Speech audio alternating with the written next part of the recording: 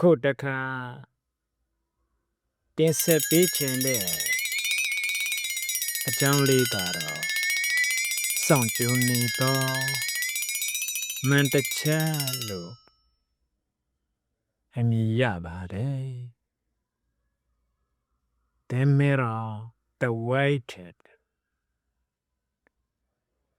ဇလန်းရဲ့အစကတော့အန်နီရဲ့တယောက်မြို့စွန်ကတိတ်ခမ်းအဟောင်းလေးကိုပြောရွှေ့လာတဲ့အခါမှာဒီနေရာ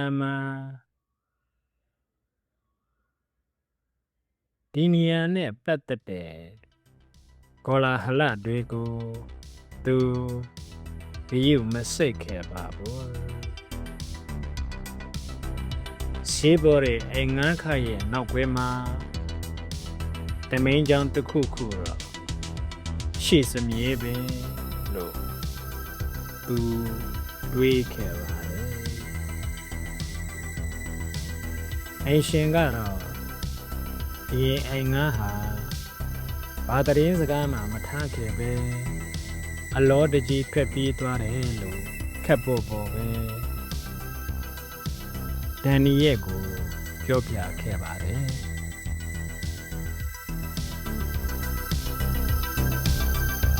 သူစံတော်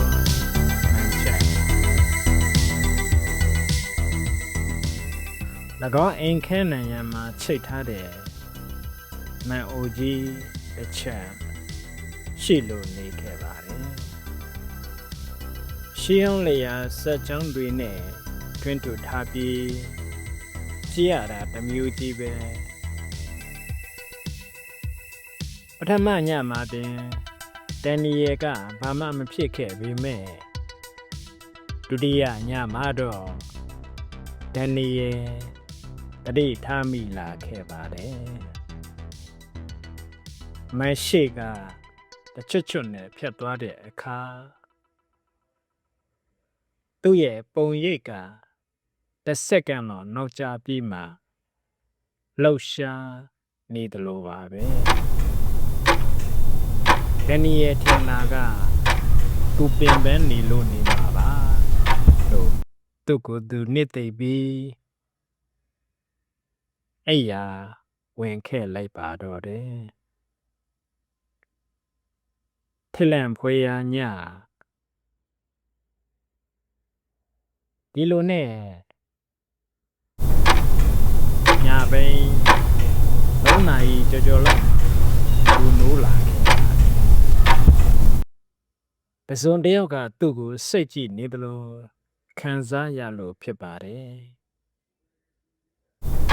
လာရောင်ကမန်ဘောကိုတဲ့ကကြာနေတယ်ဒန်နီယယ်ကအဲ့ရပေါ်မှာလင်းနေတော့ရှိသေးပေမဲ့မန်ထဲကသူ့ရဲ့ပုံရိပ်ကတော့အဲ့ရပေါ်မှာထင်လို့ရှိနေခဲ့ပါတယ်ပြူရပြီးတော့သူ့ကိုစိတ်ကြည့်ပြီးပြုံးပြနေပါတယ်ကြည်ရင်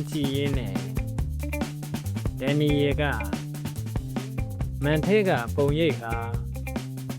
ခေါင်းကိုဖြည်းဖြည်းချင်းဆောင်းလိုက်ပြီးပိုးကောင်တကောင်ကိုကြည့်တယ်လို့ကြည့်နေခဲ့ပါတယ်ပြီးတော့စကားသုံးလုံးကိုအတန်မထွက်ပဲပြောလိုက်ပါတယ်အဲ့ဒါကဘာလဲဆိုတော့ငါကိုအပြင်ထုတ်ပေးပါတဲ့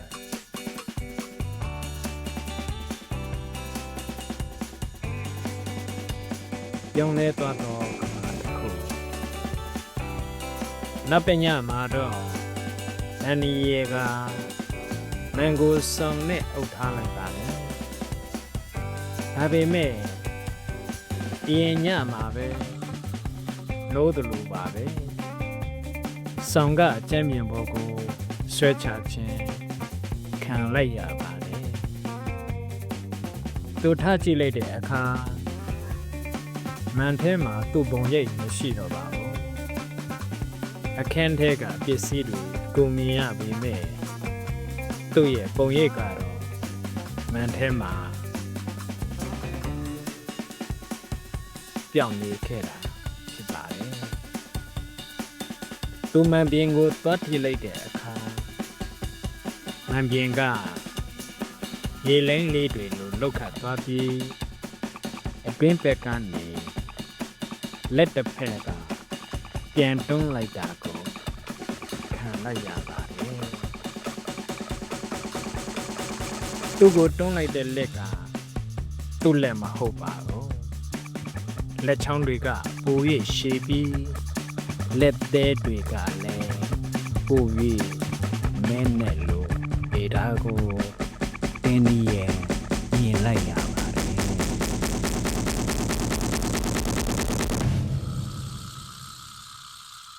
ဒီလိုနဲ့ရုတ်တရက်ဆိုသလိုပဲကမာကြီးတစ်ခုလုံးကြောင်ပြန်ဖြစ်သွားတယ်လို့ခံစားလိုက်ရပြီးဒန်နီယယ်ဟာမန်ထဲကိုရုတ်တရက်ဆုပ်ယူခြင်းခံလိုက်ရပါတယ်နောက်တနေ့မနေ့မှာတော့ဒန်နီယယ်ဟာမန်ရှိမှရပ်ပြီးအင်ဂျီကိုအေးအေးဆေးဆေးပြင်ဝတ်နေခဲ့ပါတယ်ဒါပေမဲ့သူ့ရဲ့အပြုံးကပုံမှန်ထက်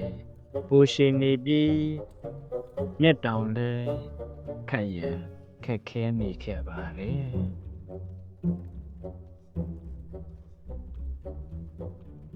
မန်ပြင်ရဲ့တစ်ဖက်ချမ်းတွင်းတစ်ဖက်မှာတော့တကယ်ဒန်နီယယ်ကပိတ်မိနေခဲ့ပြီးအပန်မထွက်ပဲ